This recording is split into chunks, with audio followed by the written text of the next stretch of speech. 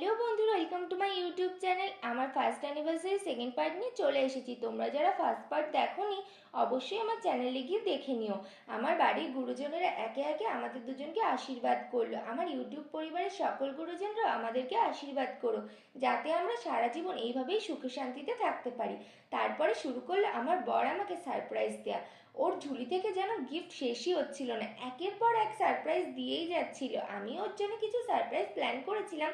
ও আমায় কি গিফট দিল আর আমি ওকে কি গিফট দিলাম সেটা অন্য কোনো ভিডিওতে তোমাদেরকে দেখাবো।